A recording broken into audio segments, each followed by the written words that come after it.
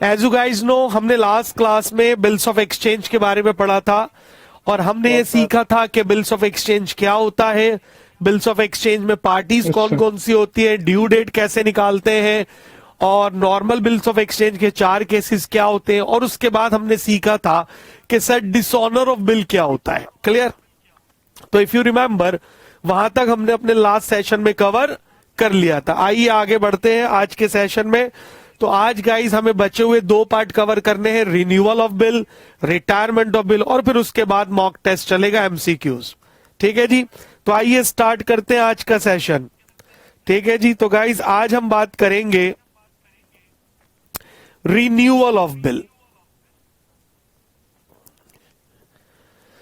किसकी बात करेंगे भाई?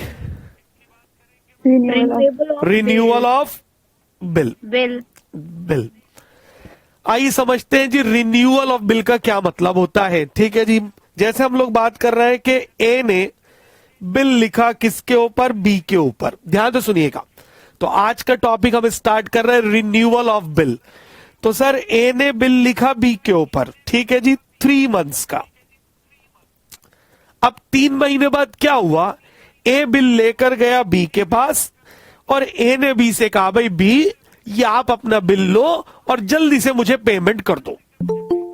ठीक है भाई, बी ने बिल लिया और ये कहा भाई यार ए, बड़े दुख से मुझे ये बताना पड़ रहा है कि मेरी कहीं से पेमेंट आनी थी, वो लेट हो गई, इसलिए मैं ड्यू डेट पर आज आपके बिल की पेमेंट नहीं कर सकता।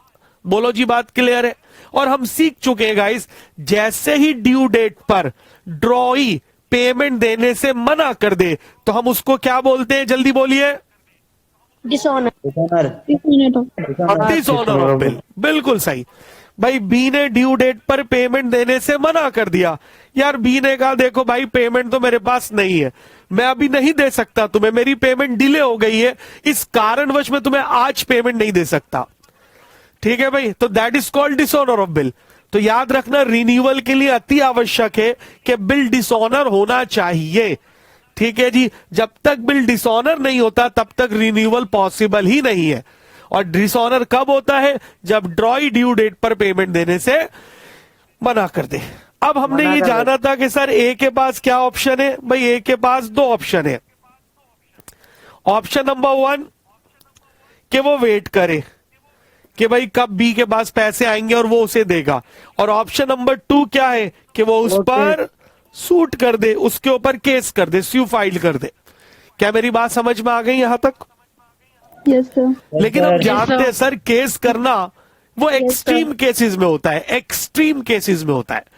क्लियर है कि जब बी बिल्कुल ही पेमेंट देने से मना कर दे कि भैया पैसे है ही नहीं, तुमसे लिया जाए तो ले लो, मैं तो दे नहीं सकता, मेरे पास तो है नहीं, तो उस केस में ए क्या करेगा? उस पर केस कर देगा। अब ध्यान से सुनिएगा, रिन्यूअल में क्या होता है। बी ए से कहता है यार देखो, हम लोग पिछले 10 सालों से बिजनेस कर रहे हैं एक दूसरे से, और तुमने देखा होगा पिछले 10 सालों में एक दिन भी ऐसा नहीं हुआ, एक बार भी ऐसा नहीं हुआ कि मेरी तरफ से पेमेंट लेट हुई है। मैंने हमेशा तुम्हें टाइम पर किया, मैं इस बार भी करता, लेकिन कुछ सर्कमस्टांसेस ऐसे हो गए जिस कारणवश मेरी पेमेंट समय पर नहीं आ पाई और मैं तुम्हें नहीं कर पा रहा। ठीक है जी, अब एक तरीका तो यह है कि भाई मान लो कि जो बिल था वो 1000 रुपए का था और पेमेंट 3 महीने बाद थी। तो बी ने कहा यार मैं तुमसे रिक्वेस्ट कर रहा हूं कि तुम पुराने बिल को करो कैंसिल्ड और उसकी जगह मेरे ऊपर एक नया बिल लिख दो आने वाले 3 महीने के लिए, क्योंकि मैं तुम्हें क्लियर बता रहा हूं कि आने वाले 3 महीने से पहले मैं तुम्हें पेमेंट नहीं कर सकता। क्या मेरा पॉइंट क्लियर है यहां तक? Come on everybody. अब अगर आप ए होते तो क्या बी की बात पर एग्री कर जाते? No sir. अरे भैया ए बोलेगा यार देखो बी, तुम्हारे मेरे रिलेशन बहुत बढ़िया है, लेकिन थोड़ा मेरे लिए भी तो सोचो। वैसे ही मैंने 3 महीने तक पेमेंट का वेट करा और 3 महीने बाद तुम पेमेंट देने से मना कर रहे हो और ये कह रहा हो कि अगले 3 महीने और दे दो, तो यार मुझे तो 6 महीने बाद पैसा मिलेगा, तो मुझे तो बहुत नुकसान हो जाएगा। तो आप मेरे लिए भी तो सोचो। बी ने कहा यार एक काम करो, मैं तुम्हारा भी नुकसान नहीं चाहता, तुम एक काम करो, जो अब अगले 3 महीने के लिए बिल लिखोगे ना, तो यार मुझसे उस 3 महीने का इंटरेस्ट ले लो। अरे बोलो, बात क्लियर है? मुझसे 3 Yes, महीने sir. का Yes, sir. इंटरेस्ट ले लो, Yes, sir. उससे क्या फायदा होगा, मुझे 3 महीने का टाइम मिल जाएगा, क्लियर, और तुम्हारा भी नुकसान नहीं होगा, क्योंकि तुम मुझे अगर 3 महीने का टाइम दे रहे हो तो मैं आपको 3 महीने का ब्याज भी तो दे रहा हूं, तो हम दोनों का काम चल जाएगा, हमारे रिलेशनशिप भी हेल्दी रहेंगे। क्लियर है? बजाय इसके कि तुम मेरे ऊपर केस करो, बात कोर्ट में जाएगी, पता नहीं कब तक मुकदमा चलेगा। क्लियर और नॉट? बस मुझे 3 महीने का टाइम दे दो, मैं उससे sir. पहले ही कोशिश करूंगा कि मैं तुम्हें पे कर दूं। अब क्योंकि बी ने ए को ऑफर दे दी कि तुम मुझसे 3 महीने का ब्याज ले लो, तो मेरा आपसे प्रश्न है, अगर आप ए होते तो क्या करते? दे देते सर रिन्यूअल कर दे देते। देते, रिन्यूअल कर देते, कमॉन कमॉन एक्सेप्ट कर लेते। सर, हम बी की प्रपोजल एक्सेप्ट कर लेते। यार हमें भी तो बिजनेस करना है, और हमने बी का पास रिकॉर्ड देखा है पिछले 10 साल से। फॉर एग्जाम्पल, ये हमारे साथ बिजनेस कर रहा है, कभी इसने दुख नहीं दिया पेमेंट में, तो इतना तो हमें इस पे भरोसा है कि इस बार वाकई में जेन्युइन प्रॉब्लम होगी, तभी भी हमें पेमेंट नहीं कर पा रहा। क्लियर है? कोई बात नहीं, इस प्रॉब्लम में हम इसका साथ देंगे। तो ए उस बात पर एग्री कर जाता है कि भाई देखो, मैं पुराना बिल कैंसिल कर रहा हूं और उसकी जगह 3 महीने के लिए नया बिल लिख रहा हूं, और 3 महीने का तुम मुझे ब्याज दोगे। क्लियर है? तो अगर ए बी की ऑफर मान ले और पुराना बिल करे कैंसिल और उसकी जगह नया बिल लिख दे, तो गाइस इसी को हम बोलते हैं रिन्यूअल ऑफ बिल। क्या बोलते हैं? Renewal of Renewable bill. of bill. तो रिन्यूअल का मतलब क्या होता है कि पुराना बिल कैंसिल हो रहा है और उसकी जगह एक नया बिल लिखा जा रहा है। क्लियर? तो आई होप आपको समझ में आ गया होगा कि सर रिन्यूअल ऑफ बिल क्या होता है। Yes, tell me sir. Guys. Yes sir. चलिए अब सुनिए, एक तो ये तरीका है, एक ऑप्शन ऐसे भी होती है, बी कहता है यार देखो मुझे तुमसे 1000 रुपए लेने, सॉरी आई मीन 1000 रुपए देने हैं, इस समय मेरे पास 1000 रुपए तो नहीं है, तुम एक काम करो 400 रुपीज मुझसे अभी कैश ले लो, और जो बैलेंस बचेगा ना 600, उसके लिए एक नया बिल लिख दो 3 महीने का प्लस, और उसमें आप मुझसे इंटरेस्ट भी ले लेना। अरे बोलो जी, क्लियर है? Yes sir. Yes sir. तो गाइस इसको हम बोलते हैं पार्ट पेमेंट। क्या बोलते हैं? Part Part payment. Part payment. तो कई बार क्वेश्चन में ऐसा भी होता है कि जो ड्रॉई है वो पार्ट पेमेंट की भी ऑफर देता है। क्लियर है? तो अगर ड्रॉअर यानी कि ए इसको एक्सेप्ट कर ले तो that is again called renewal of bill. ठीक है भाई, समझ में आ रहा है यहां तक? Yes sir. हाँ जी सर। Yes, sir. आइए, एक और पॉसिबिलिटी ये हो सकती है कि ए बी ने कहा यार 1000 रुपए मुझे आपको देने, क्लियर, पैसा है नहीं मेरे पास, तो आप नया बिल लिख दो 1000 रुपए का विद इंटरेस्ट। मान लो जो इंटरेस्ट का अमाउंट है वो इस पर बनता है, मान लेते हैं 100 रुपए। इंटरेस्ट कितना बना? 100 रुपए। तो बी ये कहता है जो इंटरेस्ट का अमाउंट है ना वो तुम मुझसे अभी कैश में ले लो। क्लियर है? और एक नया बिल लिख दो। ठीक है? तो अगर बी उस पर राजी, ए उस पर राजी हो जाए, क्लियर, पुराना बिल करे कैंसिल और उसकी जगह नया बिल लिख दे और इंटरेस्ट का अमाउंट कैश में ले ले, so again this is called renewal of bill. तो मैंने ये 3 पॉसिबिलिटी बता दी जो might be there in the exam. Clear है? तो फिलहाल आपको इतना सा याद रखना है कि under renewal of the bill old bill gate cancelled and in its place a new bill is drawn by the drawer on the drawee, clear है, with some amount of interest। ठीक है? बस एक बात का ध्यान रखना है, अगर ड्रॉई इंटरेस्ट का अमाउंट कैश में नहीं पे कर रहा, अगर ड्रॉई इंटरेस्ट का अमाउंट कैश में नहीं पे कर रहा, तो फिर जब हम नया बिल लिखेंगे ना, तो फिर नया बिल के अंदर हम इंटरेस्ट का अमाउंट ऐड कर देंगे। ऐड कर देंगे। हाँ जी बोलो, पॉइंट क्लियर है? So this is Yes, what it sir. Has to be done. Clear? तो आइए, आई होप आपको रिन्यूअल एक समझ में आ गया कि रिन्यूअल क्या होता है। ठीक है जी? अब सर रिन्यूअल के केस में क्या क्या जर्नल एंट्रीज होती हैं, तो आइए जर्नल एंट्रीज की बात करेंगे in the books of A and in the books of B. और आपको पता है हमने ए को अज्यूम करा है ड्रॉअर और बी को क्या अज्यूम करा है हमने? ड्रॉई। ड्रॉइंग। ठीक है भाई? तो सर अगर Yes, sir. रिन्यूअल होगा तो क्या एंट्री पास हो सकती है? और मैं आपको बता दूं एग्जाम में एंट्रीज पूछी जाती है कि बताइए कि इस केस में ए की बुक में क्या एंट्री होगी, बी की बुक में क्या होगी, कौन डेबिट होगा और कौन क्रेडिट होगा। सच काइंड ऑफ सम्स में be asked in the exam. ठीक है जी, आइए तो गाइस सबसे पहली एंट्री जो यहां पर होती है वो होती है कैंसिलेशन ऑफ ओल्ड बिल। तो रिन्यूअल याद रखना कहां से स्टार्ट होगा। नंबर 1 इसमें कैंसिलेशन होगा किसका, ओल्ड बिल का। भाई जो पुराना बिल है उसे आपको कैंसिल करना पड़ेगा। तो पहली एंट्री कैंसिलेशन की होती है। अब सर ये कैसे पास होती है, same entry of dishonour, same entry of dishonour. तो मैंने उस दिन भी बताया था लास्ट सेशन में कि सर जो आप डिसऑनर करते हो ना तो उसमें आप बिल को कैंसिल कर देते हो। तो डिसऑनर की एंट्री कौन सी होती है, cancellation of the bill. Dishonour का एक मतलब क्या होता है, बिल का कैंसिल करना। तो आपको रिन्यूअल के लिए कैंसिलेशन की कोई अलग से एंट्री पास करने की जरूरत नहीं है। तो जो आप डिसऑनर की एंट्री पास करते हो ना वो ही कैंसिलेशन ऑफ बिल होता है। बोलो जी, बात क्लियर है। तो इसमें भी पहली एंट्री सेम आएगी, same as that of dishonour. हाँ जी, यहां तक बोलिए, समझ में आ गया। तो सेम एंट्री पास होगी जो डिसऑनर Yes, की sir. होती है। अब दूसरी एंट्री होती है फॉर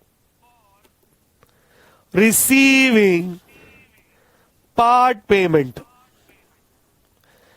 ठीक है भाई, सेकंड एंट्री कौन सी होती है guys, for receiving part payment. जैसे मैंने बताया था कि जो ड्रॉई है वो एक और ऑप्शन देता है बी ड्रॉअर को कि भैया कुछ पैसा अभी कैश में ले लो, सारा नहीं दे सकता मैं, थोड़ा ले लो, क्लियर है, और जो बाकी बचे उसके लिए नया बिल लिख दो। तो अगर ड्रॉई ड्रॉवर को पार्ट पेमेंट कर रहा है तो उसकी एंट्री भी होगी। बट याद रखना पार्ट पेमेंट की एंट्री तभी होगी, क्लियर, जब क्वेश्चन में लिखा होगा। चलो अब देखते हैं सर पार्ट पेमेंट की एंट्री क्या होगी। सर बी ने कुछ पेमेंट दी है ए को। तो guys let me tell you, A के पास पैसा आ रहा है, कम ऑन। Yes, sir. तो ए अपनी बुक में क्या एंट्री पास करेगा, cash account debit. Cash account debit, clear. और ये पैसा उसे किसने दिया है, ड्रॉई ने, तो टू बी। बोलो जी, बात क्लियर है। तो पार्ट पेमेंट की एंट्री क्या बनेगी, cash account debit to B to account. B ठीक अकाउंट। है, तो ए ने अपनी बुक में एंट्री पास की है कैश रिसीव करने की। तो इस बी केस में बी अपनी बुक में कौन सी एंट्री पास करेगा, कैश पे करने की, कि वो Pay बोलेगा करने जी की। मैंने कुछ पार्ट पेमेंट दी है, किसको, ए को। तो वो एंट्री क्या बनाएगा, A debit to A cash. Debit to cash. बिल्कुल सही, जल्दी बोलो guys, Yes, A sir. Debit to Cash account. Cash account. बोलो बात क्लियर है यहां तक। Yes sir. Yes sir. ठीक है जी, फिर से वही बात, पार्ट पेमेंट की एंट्री तभी होगी जब क्वेश्चन इसके बारे में बोलेगा। आप अपने मन से नहीं अज्यूम करेंगे कि उसने पार्ट पेमेंट कर दी। आई होप यहां तक मेरा पॉइंट बिल्कुल क्लियर हो गया। ठीक है जी, तो for receiving part payment entry बनेगी cash account debit to B, क्योंकि ए के पास पैसा रिसीव हो रहा है, और बी अपनी बुक में एंट्री बनाएगा ए डेबिट टू कैश। यहां तक क्लियर है गाइस। अब Yes, तीसरी sir. एंट्री होती है फॉर इंटरेस्ट ड्यू करने की। भाई जब भी रिन्यूअल आता है तो 99.99% केसेस में रिन्यूअल बिना इंटरेस्ट के नहीं होता। ठीक है जी। तो अब हम एंट्री पास करेंगे पहले इंटरेस्ट को ड्यू करने की। अब ए की बुक बना रहा हूं, अब ए कौन है, ड्रॉअर है। सर वो इंटरेस्ट लेगा, किससे लेगा इंटरेस्ट, ड्रॉई से, यानी कि बी से। तो ए को क्यू के इंटरेस्ट लेना बी से, तो वो बी को डेटर बना देगा, बी डेबिट, क्लियर, क्योंकि वो से इंटरेस्ट का अमाउंट लेगा, और ए के लिए इंटरेस्ट जो होगा वो उसकी इनकम है, तो एंट्री बनेगी B debit to interest. To interest account. बोलो जी, बात क्लियर है। B Yes, debit sir. To interest account. Interest जल्दी बोलिए, account. ड्यू करने की एंट्री समझ में आ गई। Yes, sir. हाँ भाई, ए ने इंटरेस्ट को क्रेडिट क्यों करा है, डेबिट क्यों नहीं करा। क्योंकि उसने इंटरेस्ट रिसीव करा है। हाँ जी, क्योंकि उसने interest क्योंकि receive ए करा को है। इंटरेस्ट रिसीव होगा, पे नहीं होगा, इसलिए क्योंकि उसे इंटरेस्ट लेना किससे है, बी से, तो वह एंट्री बनाएगा से। B debit to interest account. I hope यहां तक पॉइंट क्लियर है बिल्कुल। B debit Yes, to interest account. Sir अब यहाँ पर आ जाओ बी की बुक में। ये बताइए बी तो इंटरेस्ट पे करेगा ना, तो उसके लिए तो एक्सपेंस है, तो बी क्या बोलेगा भाई? Interest to A. Interest account debit, और ये देगा इंटरेस्ट किसको? ए को। तो ये ए को अपना क्रेडिटर बना देगा, तो ये अपनी बुक में एंट्री बनाएगा interest account debit to A.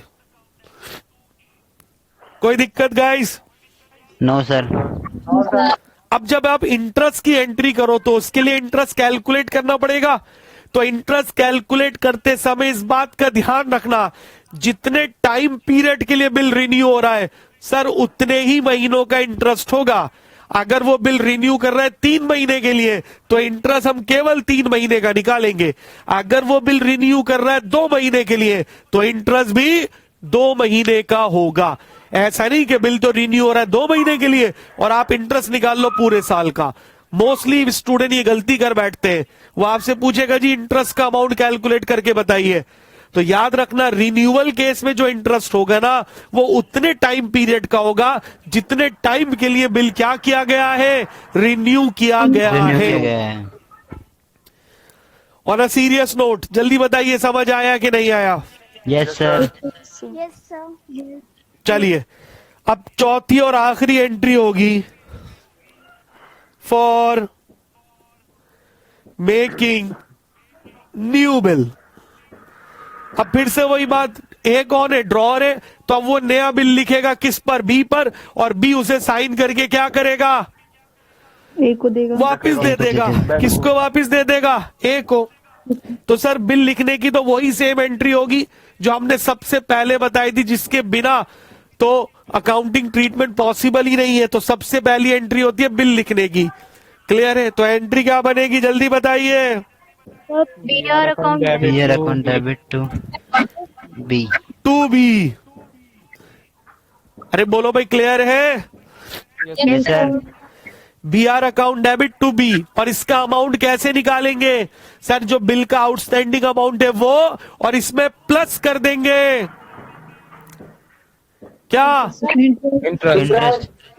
Interest का अमाउंट। बट सावधान रहना, अगर उसने इंटरेस्ट कैश में पे कर दिया, कई बार क्वेश्चन ये बताता है कि उसने इंटरेस्ट कैश में पे कर दिया, तो फिर बिल के अंदर बिल के अमाउंट में इंटरेस्ट का अमाउंट नहीं जोड़ा जाएगा। लेकिन अगर उसने इंटरेस्ट कैश में नहीं पे करा, तो जब हम नया बिल लिखेंगे ना, तो नया बिल प्रीवियस बिल के अमाउंट प्लस इंटरेस्ट के अमाउंट दोनों को जोड़कर लिखा जाएगा।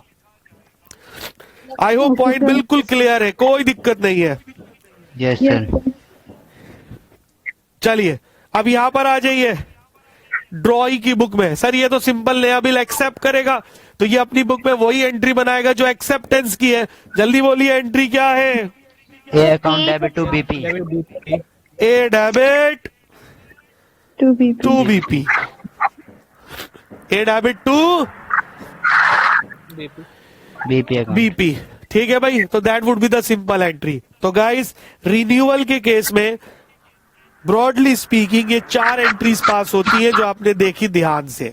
तो एक बार फिर से सुन लीजिए, रिन्यूअल का मतलब होता है कि ड्यू डेट पर ड्रॉई ने पुराने बिल की पेमेंट करने से मना कर दिया और ड्रॉअर से रिक्वेस्ट की कि वो पुराना बिल करे कैंसिल और उसकी जगह एक नया बिल लिख दे विद इंटरेस्ट।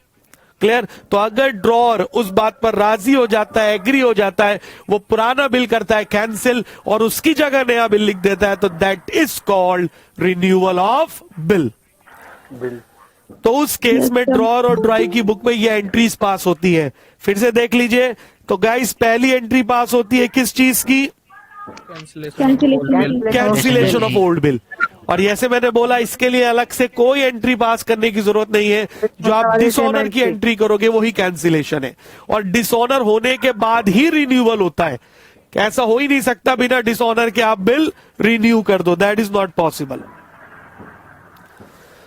उसके बाद दूसरी एंट्री होती है फॉर रिसीविंग पार्ट पेमेंट। कई बार ड्रॉई जो है वो पार्ट पेमेंट कर देता है, तो एंट्री बनती है cash debit to B drawer की बुक में, और ड्रॉई की बुक में बनेगी ए डेबिट टू कैश। ठीक है भाई? फिर तीसरी एंट्री हम पास करते हैं इंटरेस्ट ड्यू करने की, क्योंकि ए यानी कि ड्रॉर उसको इंटरेस्ट लेना है तो वह एंट्री पास करेगा बी डेबिट टू इंटरेस्ट। बोलो जी, बात क्लियर है? और क्योंकि Yes, ड्रॉई sir. को इंटरेस्ट पे करना है तो वह एंट्री पास करेगा इंटरेस्ट अकाउंट डेबिट टू ए। और गाइस लास्ट एंट्री आती है नया बिल लिखने की।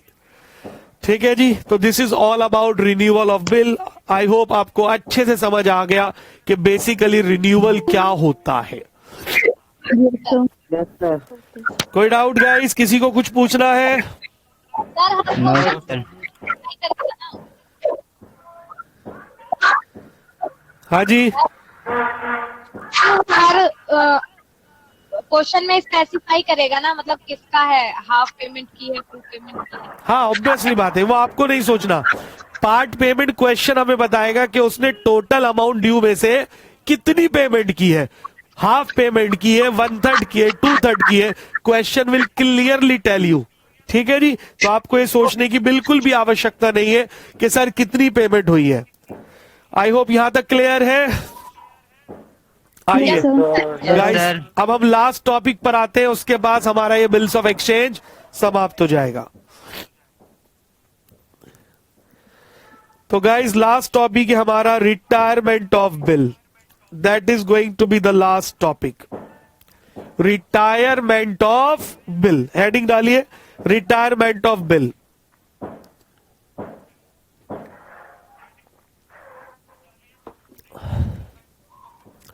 हाँ जी, देखिए अभी हमने सीखा कि रिन्यूअल में क्या होता है कि ड्यू डेट पर भी पेमेंट नहीं हो पाती। ठीक है जी, इस केस में क्या होता है, ए ने बिल लिखा किसके ऊपर, बी के ऊपर। ठीक है जी, 3 महीने का बिल था और सर अभी पास टाइम गुजरे हुए सिर्फ 1 महीना ही हुआ था। भाई 3 महीने का बिल था तो बी पेमेंट करेगा 3 महीने बाद, लेकिन अभी 1 महीना ही बीता था कि बी ए के पास आया और उसने ए से कहा, लो ए भाई तुम्हारे 1000 रुपए का बिल था, लो पेमेंट ले लो मुझसे। क्लियर है? अब अगर आप ए होते तो मना कर देते, कह रहे भाई मैं नहीं ले रहा अभी पेमेंट, अभी तो 2 महीने बचे, 2 महीने बाद ही लूंगा payment. Tell me. No sir. No sir. अरे नहीं सर, ऐसे कैसे हो सकता, आती हुई लक्ष्मी को कौन ठुकराता है? बोलो, बात क्लियर है या नहीं? Yes sir. तो एक आएगा बी से, यार मोस्ट वेलकम। क्लियर है? तुम जल्दी पेमेंट देना चाहते हो तो बहुत अच्छा, अपने सर्वेंट से बोलेगा अरे भाई चाय लेके आओ बी के लिए। क्लियर कि ये 2 महीने पहले ही पेमेंट देने आ गया। क्लियर? बी ने कहा यार पिछली बार बड़ी गड़बड़ हो गई थी, पेमेंट लेट हो गई थी और मैं चाहता हूं कि हमारे बिजनेस रिलेशन अच्छे बने रहे, इस बार मेरे पास पेमेंट समय से पहले आ गई, तो मैंने सोचा 3 महीने बाद भी तो पेमेंट करनी ही है, क्यों ना पहले ही कर दो, क्योंकि पैसा तो आ चुका है। बोलो जी, बात क्लियर है? तो क्या मैं कह दूं जो ड्रॉई है उसने बिल की पेमेंट ड्यू डेट से पहले कर दी? Yes, sir. Yes. Yes sir. कौन? Yes sir. तो सर जब ड्रॉई ड्यू डेट से पहले बिल की पेमेंट कर देना तो इसी को हम बोलते हैं रिटायरमेंट ऑफ बिल। क्या बोलते हैं इसे? Retirement of bill. तो under retirement what happens, that drawee honoured the bill much before the due date, so the bill is set to be retired. हाँ जी बोलो, क्लियर है?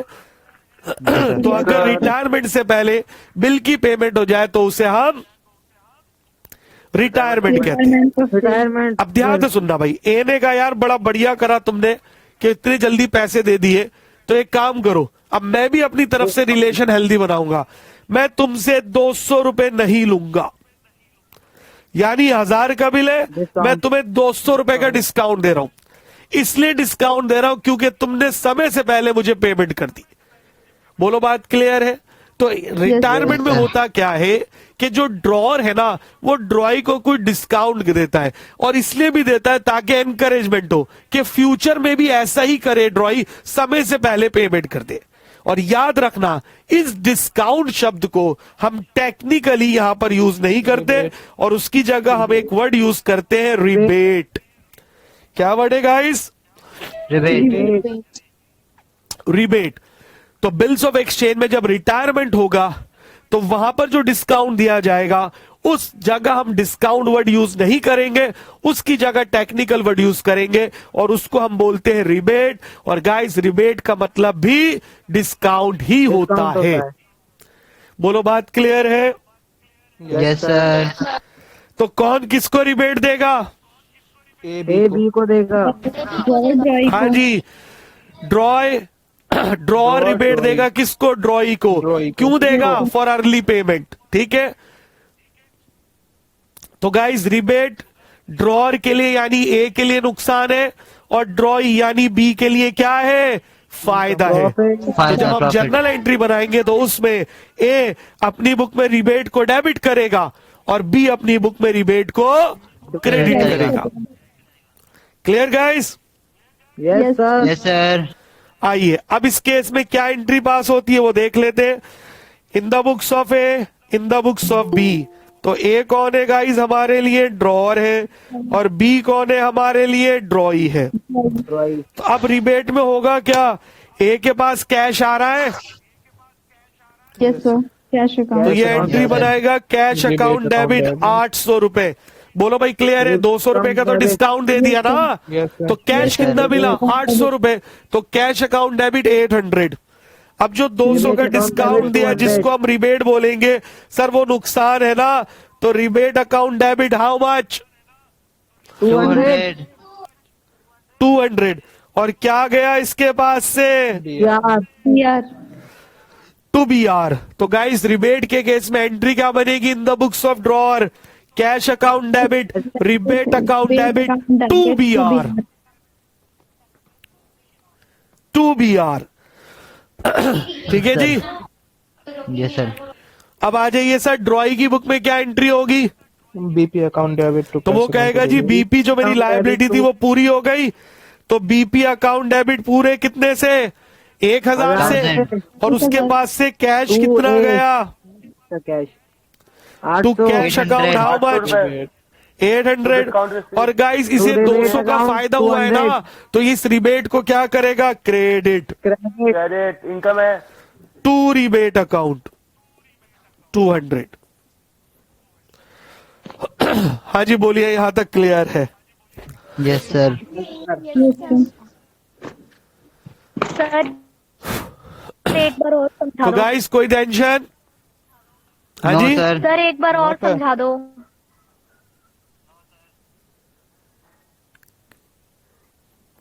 क्या बताऊं? क्या चीज?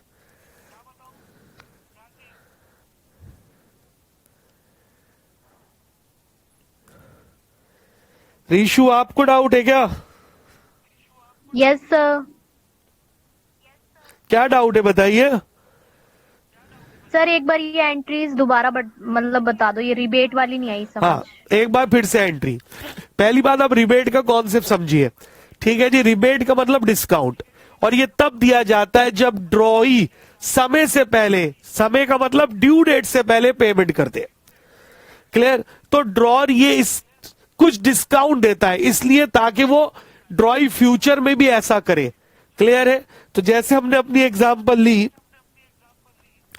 1000 का बिल था, तो जब बी ने समय से पहले पेमेंट करी तो ए ने कहा भैया मैं तुम्हें 200 रुपए का क्या दे रहा हूं? Sir discount. डिस्काउंट दे रहा हूं। रिबेट। ठीक है जी। तो अब उस केस में एंट्री क्या होगी? तो अब ये देखिए बस भाई, ए ने सॉरी बी ने ए को पेमेंट कर दी ना, तो ए अपनी बुक में एंट्री पास करेगा कैश रिसीव करने की। तो एंट्री क्या बनेगी? Cash account debit 800 rupees. Yes sir. 200 रुपए का उसे नुकसान हुआ है, तो उस नुकसान को क्या बोलेंगे? रिबेट। और आपको पता है नॉमिनल हो गया लॉसेस, तो नॉमिनल का रूल क्या कहता है? Debit all expenses and income losses. Credit. तो रिबेट अकाउंट डेबिट 200 रुपए और पूरा बिल कितने का गया? सर 1000। 1000। तो ए अपनी बुक में एंट्री बनाएगा cash account debit rebate account debit to B R. हाँ जी क्लियर? Yes sir. और बी यस सर। ये तो ड्रॉ ही है, इसने तो पेमेंट की है, तो ये कहेगा जी मेरी लायबिलिटी जो बीपी थी वो पूरी समाप्त हो गई, तो बीपी अकाउंट डेबिट 1000, उसके पास से कैश कितना गया 800, टू कैश अकाउंट 800, और to rebate account how much 200 200। इसने रिबेट को क्रेडिट क्यों करा? क्योंकि इसकी इनकम है। और चलिए, इनकम I hope- तारीख क्रेडिट। हाँ भाई इशू अब क्लियर हो गया आपको? Yes sir. चलिए that's great.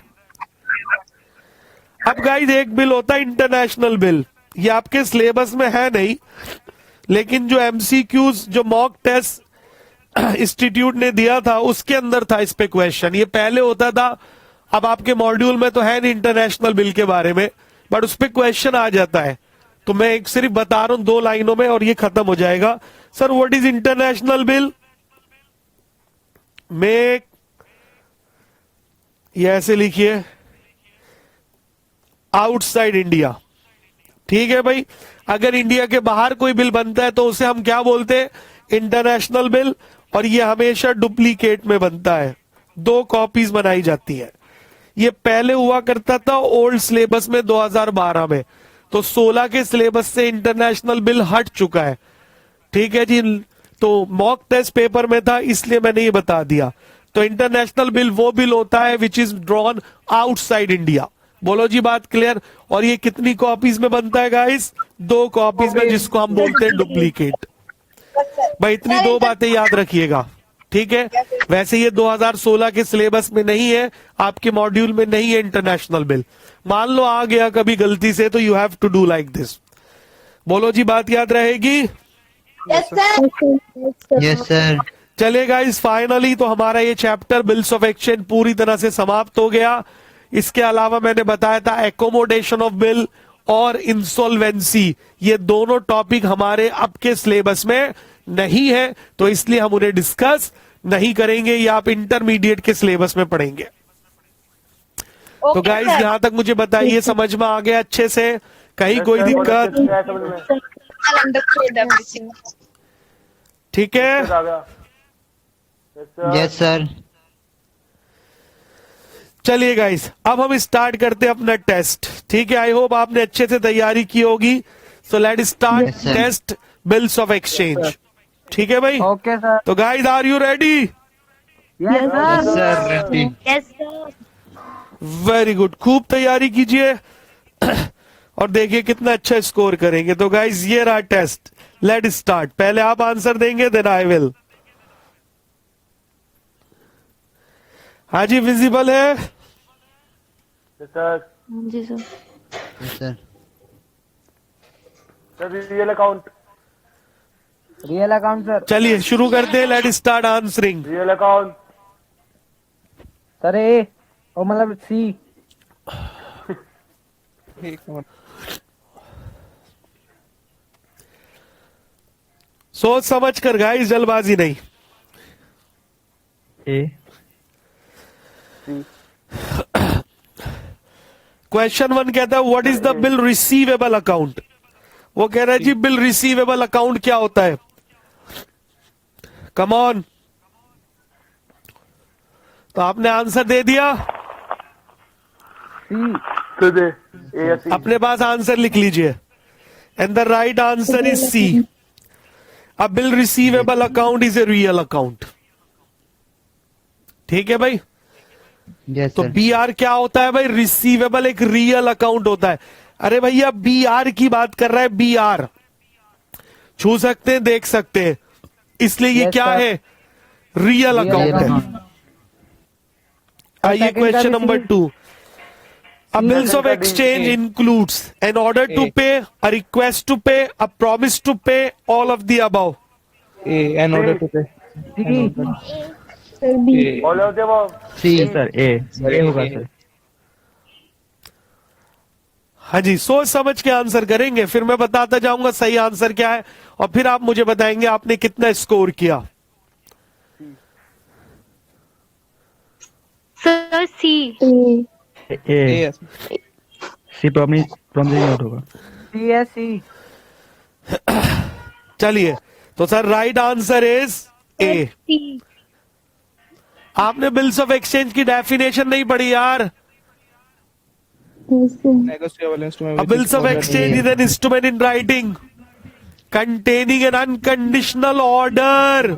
To pay a certain sum of money. Yes, ठीक sir. है, Yes, sir. तो bills of exchange include order to pay, ना कि रिक्वेस्ट टू पे. आइए third question. Which promise bill से इज promise ड्रॉन एंड होता है ना? Accepted in the same country?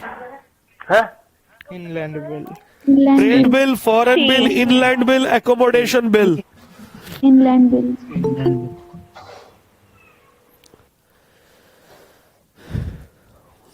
C sir. C is the right answer. Inland bill. भाई inland का मतलब होता है सेम कंट्री में, और अगर हमारे देश की सीमाओं के बाहर हो तो फॉरेन बिल. ठीक है भाई. अब इसमें एक वर्ड आया है ट्रेड बिल. ये क्या होता है सर? तो ट्रेड बिल एक बिल होता है to settle the trade transaction. ठीक है जी. ट्रेड ट्रांजैक्शन को सेटल करने के लिए जो बिल लिखा जाता है that is called trade bill. Accommodation of bill क्योंकि सिलेबस में नहीं है फिर भी बता दे, तो ये म्यूचुअल बेनिफिट के लिए लिखा जाता है, ड्रॉअर और ड्रॉई के. ठीक है जी. दोनों के बेनिफिट के लिए अगर कोई बिल लिखा जाए so that is called accommodation of bill. ठीक है जी. और किसी ट्रेड ट्रांजैक्शन को सेटल करने के लिए लिखा जाए तो ट्रेड बिल. आउटसाइड इंडिया लिखा जाए तो फॉरेन बिल, और विद इन इंडिया लिखा जाए तो inland bill. I hope you understand. Yes, sir. Yes, sir. चलिए क्वेश्चन नंबर 4 तो सबसे आसान क्वेश्चन है. Who draws the bills of exchange? A. Creditor, debtor, holder, none of the above. Draw. Creditor. Sir A. Creditor. A.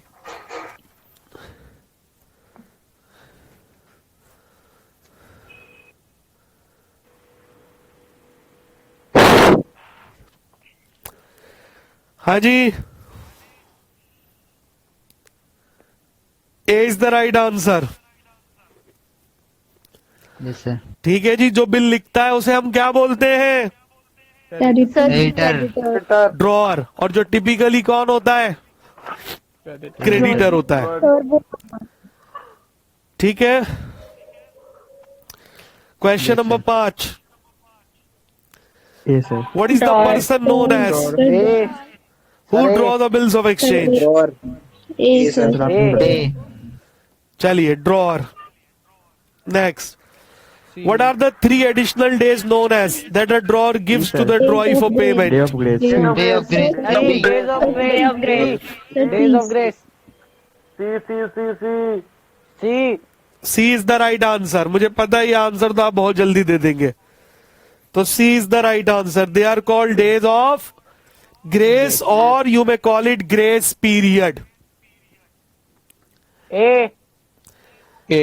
Next question, 7. When the drawee sign the bill, it is considered as Sir, accepted. A.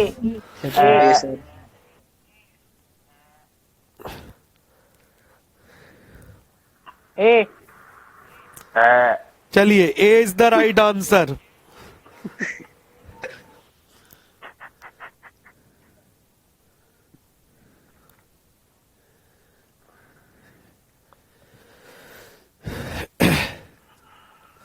What kind of acceptance is known as when the bill is accepted without any condition? D. General acceptance. Journal acceptance. Qualified, conditional, blank और journal.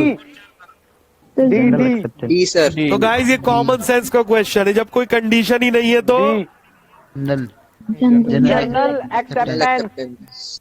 बिल्कुल सही. Acceptance बताना हाँ जी. Sir. एक बार option ये बताना sir. एक बार option ये Option बताना. A क्या होता है? ये तो क्वालिफाइड ऑफ एक्सेप्टेंस ऐसे ही लिख दिया, इसका कोई मीनिंग नहीं होता. ठीक है भाई. Okay sir. आइए 9th.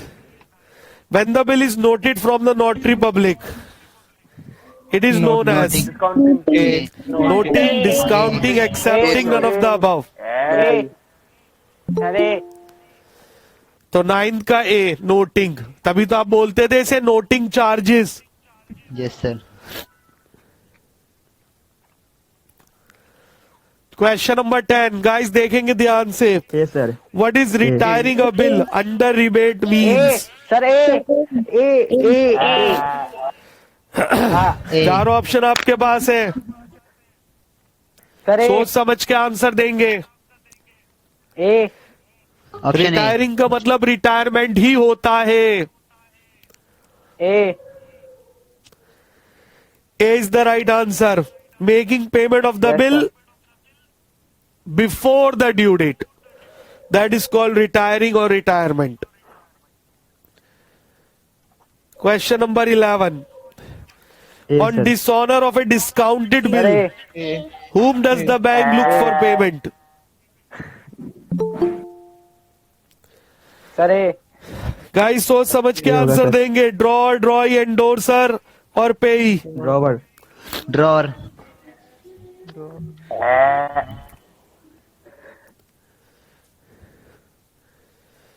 A is the right answer for 11th. Sir. A. On dishonor of discounted bill, whom does the bank look for payment? तो answer is A, drawer.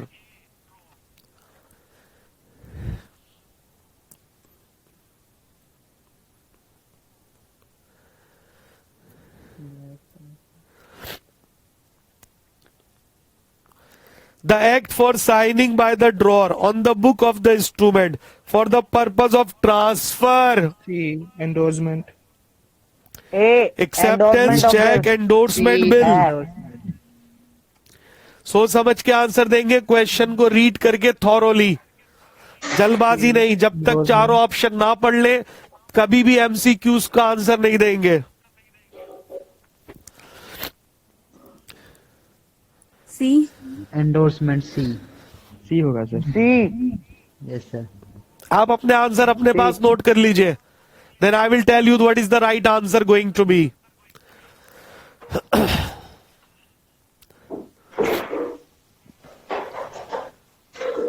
C is the right answer. C. Guys word आया है transfer, बस यहीं से hint लेना चाहिए था. और एंडोर्समेंट का मतलब ही कब होता है? जब ए ट्रांसफर कर देता है बिल किसको? इन फेवर ऑफ सी को. सी. चलिए, very good. Question number 13. Which balance is shown by a BR book? D. Debit. Credit, D. Debit. None, both, debit. Debit. Balance. D.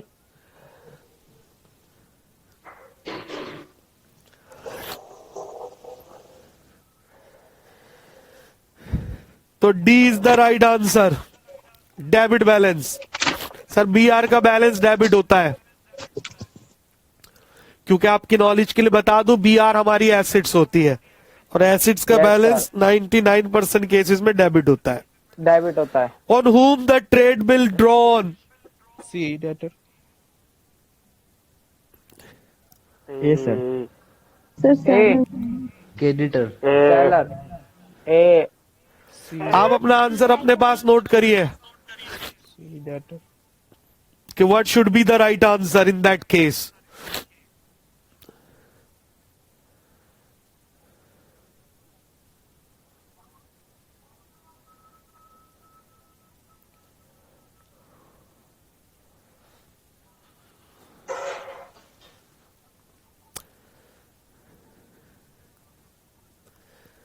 C is the right answer, debtor. ठीक है भाई. Yes sir. चलिए 15. The party who is entitled to receive the cash of a bill receivable is called drawer, drawee, capitalist और bank. A. Drawer. Drawer. Yes, Sir, A is A. The right answer, drawer. Sir 14 बता देना driver. जिसके ऊपर bill लिखा जाता है वो कौन होता है? Debtor. Droid. डेटर. भाई ए ने बिल लिखा है बी के ऊपर, क्योंकि ए ने गुड्स बेची है बी को उधार और उससे पैसा लेना है, तो ए के लिए बी कौन है उसका? डेटर. डेटर. तो बिल जिसके ऊपर लिखा जाता है उसे ड्रॉई कहते हैं और ड्रॉई टिपिकली कौन होता है? डेटर होता है. डेटर होता है. Right. Okay. Yes yes sir. Sir. चलिए 16 पर आ जाते हैं. डिस्काउंटिंग चार्जेस कैसे कैलकुलेट होते हैं? इज इक्वल टू चारों ऑप्शन है। Option B. B option B. Sir B B sir B option B. Sir B B. Sir B B पे ताला लगाया जाए सर। ए सर बी को लॉक किया जाए। बी पे ताला लगाया जाए जज साहब।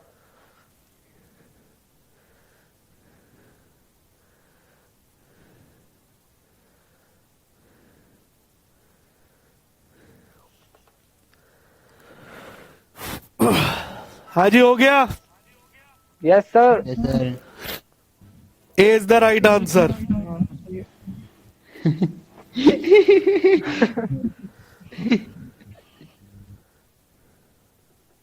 सही तो था, ये बोला था। गलत हो गया सर। ये समझ में आ गया। अमाउंट ऑफ द बिल नहीं, sir. Discounted into rate into unexpired period. Okay sir sir. ये टाइम है क्या अनएक्सपायर्ड पीरियड? हाँ सर ये टाइम है ना, टाइम अनएक्सपायर्ड पीरियड। हाँ, अनएक्सपायर्ड पीरियड का मतलब कितना समय बचा है। तो भाई आप ऐसे ही तो करते हो, बिल का अमाउंट लोगे, उसको रेट से मल्टीप्लाई करोगे। मान लो 2 महीने बचे तो 2/12 से मल्टीप्लाई कर दोगे। ठीक है, okay sir. Yes sir. Yes sir. Yes sir. आइए।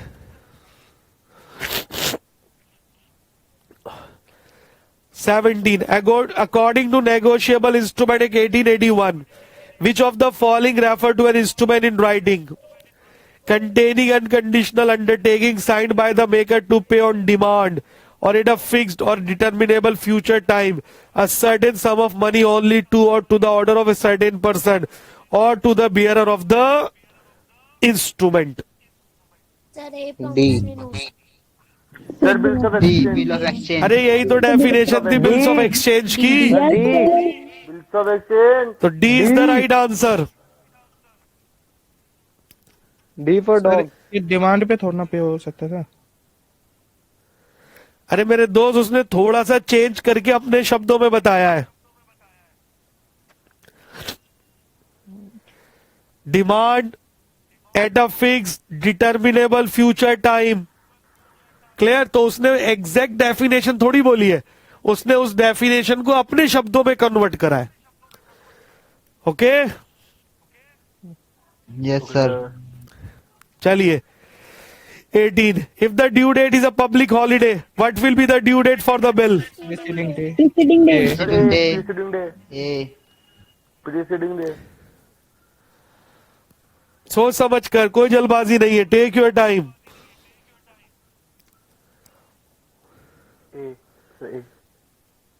ए इज द राइट आंसर। सही है। आपको पता है, अगर पब्लिक हॉलीडे हो जाए तो एक दिन पहले ड्यू डेट मान ली जाती है। Yes sir. और सर इमरजेंसी में एक दिन अगली वाली। Next day, next working day. Next working day, I should say like this.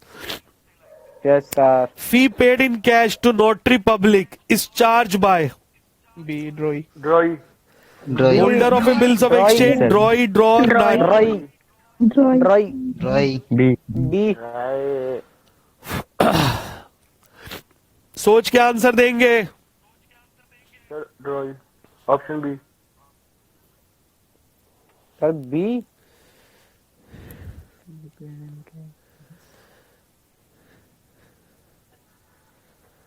Sir पहले Is ड्रॉअर the देता है, right बाद में answer? ड्रॉअर इसको वापस करता है। क्योंकि अगर आपने हमारे कॉन्सेप्ट सुने तो मैंने बहुत बार ये बात रिपीट की थी कि Yes, sir, सर पहले नोटिंग उसके पास चार्जेस होता है। वही पे करता है जिसके पास बिल होता है, और जिसके पास बिल होता है उसे हम बोलते हैं holder of bills of exchange.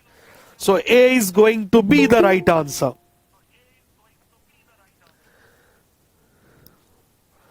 20th question. Kamal draws a bill on Sahil for 3,000. Kamal endorses it to Rohan. Rohan endorses it to Rakesh. The pay of the bill will be. Rakesh. B आगे। B. B बीबी।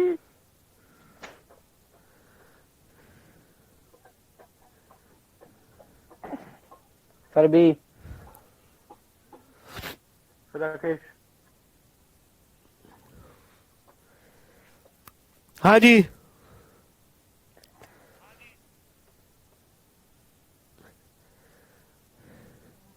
B. तो B is the right answer. कोई tension? No sir. No sir.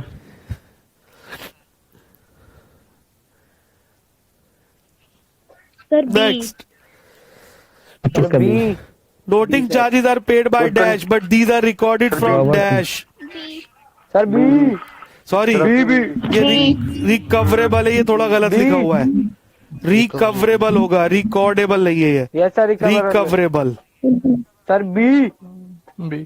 Sir B. दिए हुए option में से answer देंगे। B.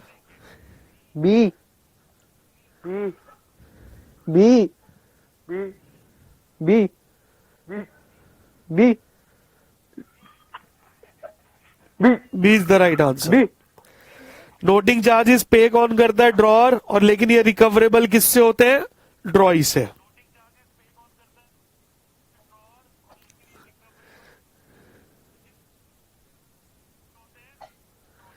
चलिए 22, person to whom the bill is endorse called. C. C sir. And C. C sir. C. C. C. C. C. C. C. C. C is the right answer. Endorse C. भाई जिसको bill endorse किया जाता है उसे endorsee कहते हैं। ठीक है guys? Yes sir. Yes sir. 23rd, what are the parties to a bills of exchange? A. Sir A. A. Drawee, drawer, payee, drawee, drawer, debtor. A is the right answer. ए। देख रहे हो आप, conceptually अगर हम strong हैं तो कितना easily हम सम्स को आंसर कर सकते हैं। Yes sir. Next 24, which bill is not allowed 3 days of grace? B. Bill at sight. B left side. Left side. B. Sir B. B. B. B. B. B. B.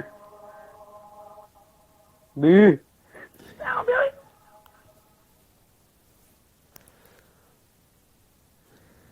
Sir ji B. हाँ सोच लीजिए। हाँ, B is the right answer. Bill at sight. Bill at sight का मतलब होता है जैसे ही आप उस बिल को देखोगे आपको पेमेंट करनी पड़ेगी। बोलो जी, बात क्लियर है? तो वहां पर days Yes, sir. 3 days of Yes, grace sir. Allow नहीं होता। आइए 25th, the purpose sir. Of accommodation of bill is. देखिए वैसे तो यह अब आपके सिलेबस में से हट चुका है, लेकिन फिर भी मैंने अभी बताया जो एकोमोडेशन ऑफ बिल होता है सर जो दोनों क्लियर, प्रॉफिट के लिए वो होता है। ड्रॉअर और ड्रॉई दोनों के बेनिफिट के लिए होता है। बी आंसर हो सकता और ये तब तभी। होता है जब दोनों पार्टीज को फंड की जरूरत होती है।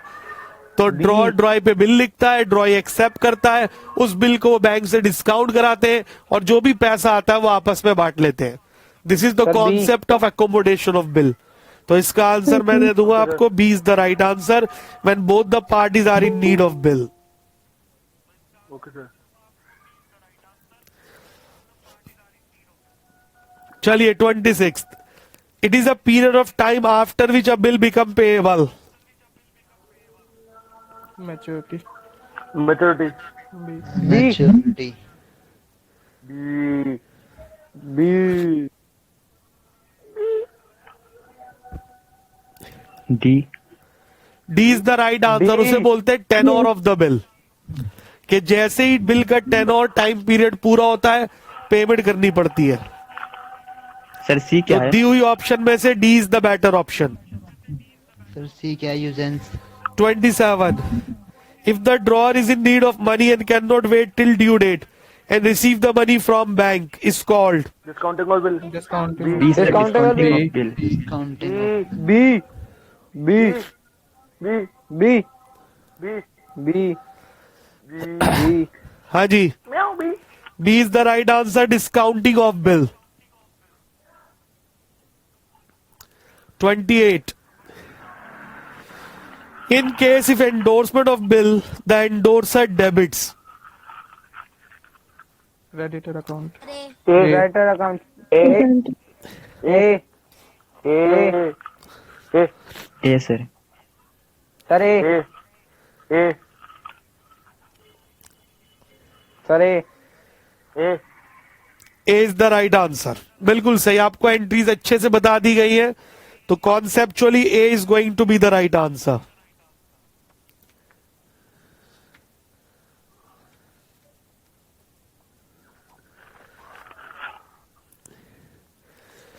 Which of the following is not true?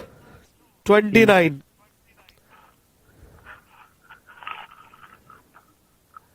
C sir C. Sir, C. Drawer is maker of the bill. C C is the right answer. Drawer is That's maker C. of the bill. False.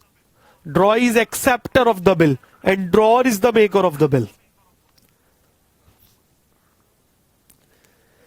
30th. When an acceptor refuses to B, pay sir. the amount of the bill to the Dishonor holder of bill on its maturity is called. Sir B Dishonored bill. B dishonour of a bill B B B B. Dishonored bill. That is going to be the right answer.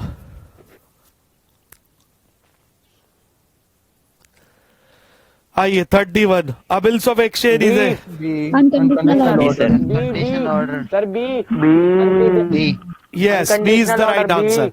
A bills of exchange is an unconditional order. A person who write out the order to pay is called A. Drawer. Drawer drawer sir drawer Drawer. A drawer. 33. When a drawer discount the bill, B. he Less than gets face value. more than the Less face than value, face less value. than the face value, equal to the none of the above. B sir B B sir sir B सोच समझ के answer देंगे guys.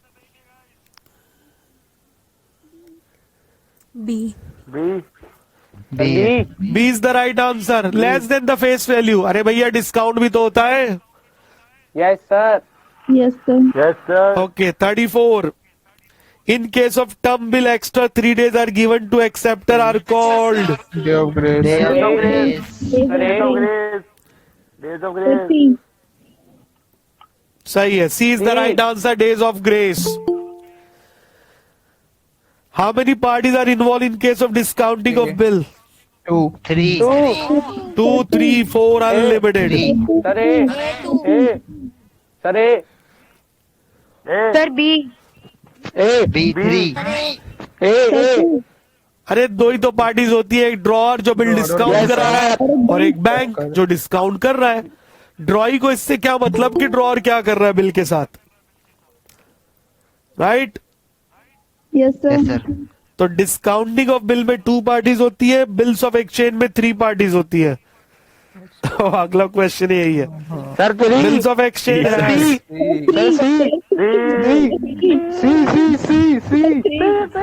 Yes, sir सी हाँ जी सुन लिया. Bills of exchange में हमेशा 3 parties होती है. नाम बताओगे? Drawer. बिल्कुल सही. ड्रॉअर, ड्रॉई और पेई. और जो एंडोर्सर एंडोर्सी है वो उसी के तो ड्रॉअर को ही तो कहते हैं वो.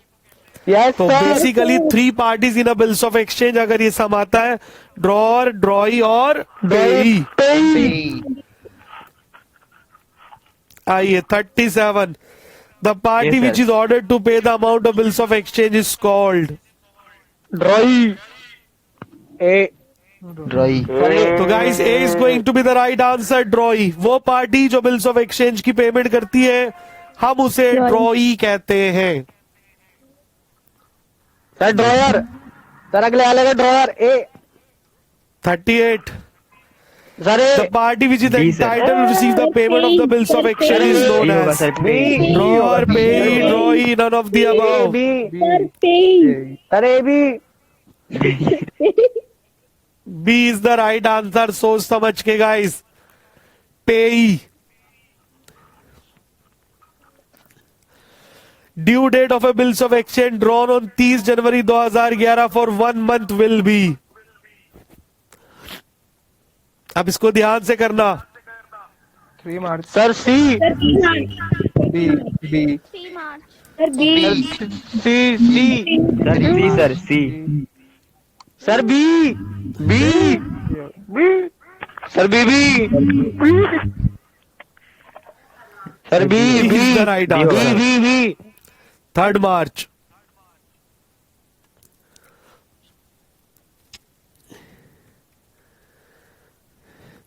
अब ये आपके सिलेबस में से नहीं है, क्वेश्चन आ गया। The promissory note should be signed by. Promise. Drawer drawer drawer ठीक है जी, तो मैं इसका आंसर दे सकता हूँ promisor.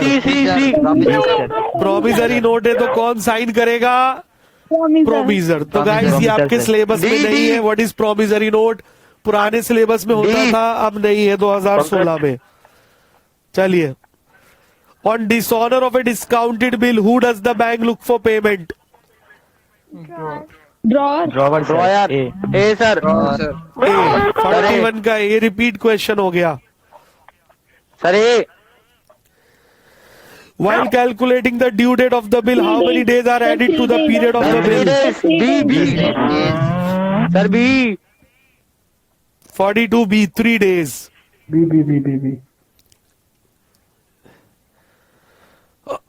Next, encashing the bill before the due date of his maturity is called. Retirement of bill. Discounting of bill sir C sir C C discounting of bill sir C C is the right answer. जिन बच्चों ने B option चुना वो गलत है। Sir सी चलिए 44, a bills of exchange renewed generally at the request of। ड्रॉई A sir A sir A Yes, 44 A is the Correct. right answer, on the request of drawee। ठीक है जी।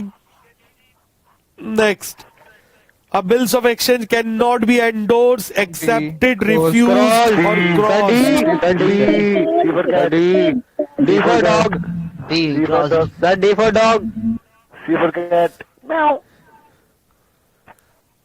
Sir D C is the right D for answer। cat. अरे भाई, आप bills of exchange की payment करने से मना नहीं कर सकते, ऑप्शनल नहीं है पेमेंट। अगर आप मना करोगे तो कानूनी तौर पर पेमेंट देनी पड़ेगी आपको। ठीक है, तो bills of exchange can not be refuse, आप इसे इनकार नहीं कर सकते पे करने से। सर क्रॉस हो सकता है फिर। Sir cross. लोन हाँ, क्रॉस ही तो होता है। ए अपना बिल किसको दे देता है? सर सी को। तो क्रॉस का मतलब यहाँ पर एंडोर्समेंट से है। Okay sir. Okay sir 46, bill receivable account is A. C sir real पहला क्वेश्चन यही था 46C, रियल अकाउंट। तो बीआर कौन सा अकाउंट होता है गाइस? रिपीटेड क्वेश्चन हाँ, रिपीटेड क्वेश्चन आ गया। चलो कोई बात नहीं, बट आपके एग्जाम के लिए आपको याद रहेगा अगर एग्जाम में पूछा जाए। क्लियर? Yes, तो बहुत से sir. स्टूडेंट को यही नहीं आता होगा आज तक कि बीआर कौन सा अकाउंट है। सर रियल तो अगर मैं पूछूं बीपी कौन सा अकाउंट है, Real. तो वो भी रियल ही है। At the time of retirement of bill the accepted debit. Sir A sir A sir A sir A sir A A C sir sir ए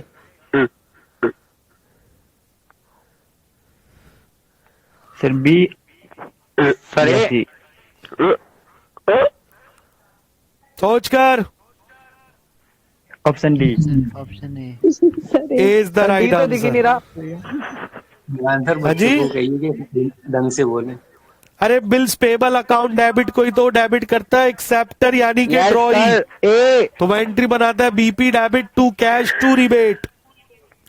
तो उसने पूछा वो किसको डेबिट करता है, तो बीपी को डेबिट करता है।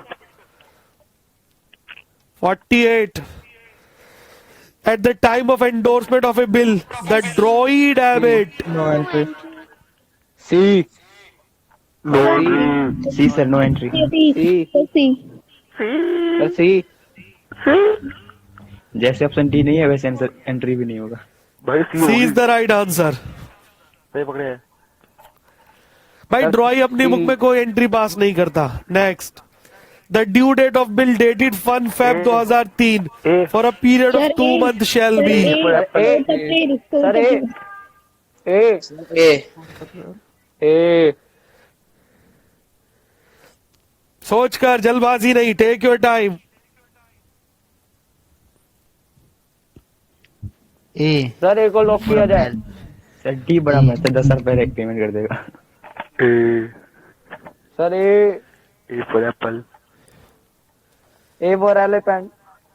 अबे चुप ना है बकवास। आधे घंटे से बकवास किया जा रहा है, घर में चिल्ला ले। नाउ प्लीज गाइस, क्लास में आप लोग प्लीज लाइव सेशन में थोड़ी सी अपनी लैंग्वेज को ध्यान दें। Vivek, be careful. Stay alert. And answer in a proper way. A block कर दो सर। ऑप्शन है।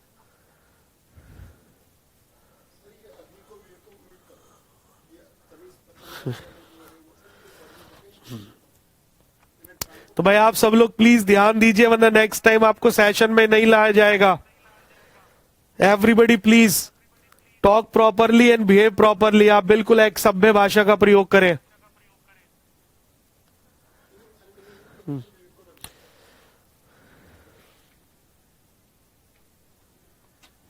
सर मैंने तो कुछ बोला ही नहीं।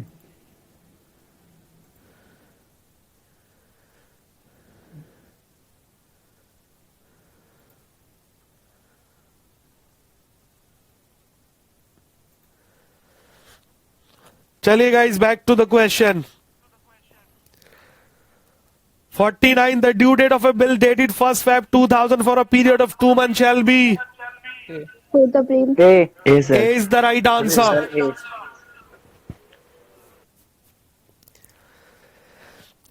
Next question number 50, the due date of a bill dated 31st January 1992 for a period of 1 month will be। And year 92 is a leap year। C Sir, D.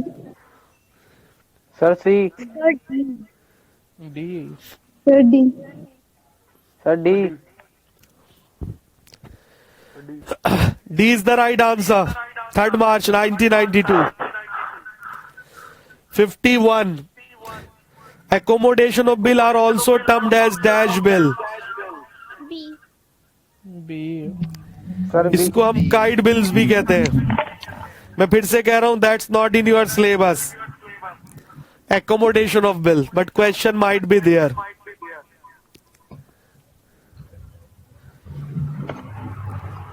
(52) What shall be the due date of bill dated 21st July 93 for a period of 60 days when 2nd September 93 is declared as an emergency holiday?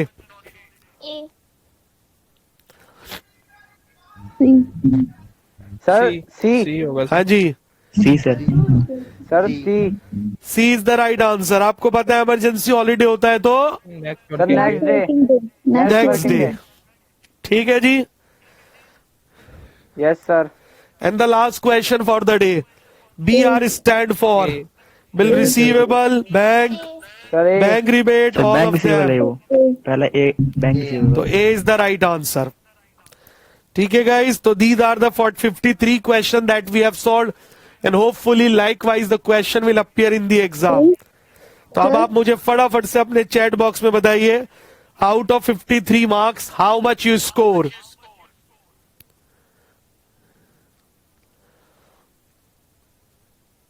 अभी 50 marks. Nikhil Gupta 50 out of 53, very good guys, be honest, बिल्कुल honestly बताएंगे आप लोग। हिमांशु 48, खुशी Mittal 48, that's good. Swapnil 47, ऋषुपाल 40 marks का में बेटे थोड़ी और मेहनत करनी है। वर्षा बिष्ट 49, ओके फाइन। पंकज 49, विवेक 49, चाहत वर्मा 47 कम है। खुशी अग्रवाल 48 कम है, तनीषा 45 थोड़े से कम है, पंकज कुमार 49 दैट्स ठीक है, गुड है, लक्ष्य शर्मा 46 मार्क्स कम है, थोड़ा और अच्छे से करना है, Ritu Sharma 53 out of 53 very good if it is true.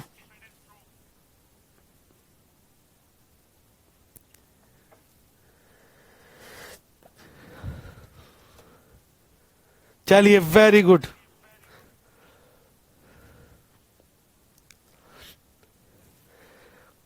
और बताइए,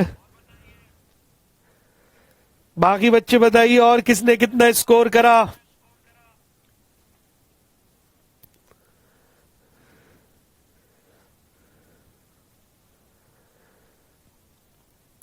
तुषार तोमर 45 आउट ऑफ 53 कम है, थोड़ी और मेहनत करनी है ताकि you can score good marks.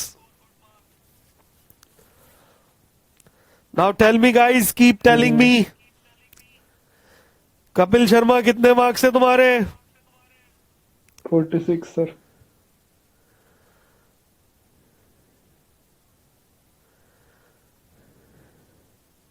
Sir 46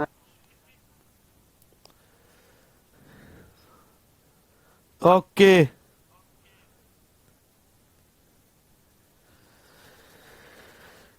it's okay Vivek, no issue. Sir मैंने नहीं कहा था कुछ भी, वैसे मैं खाली जवाब दे रहा था आंसर के।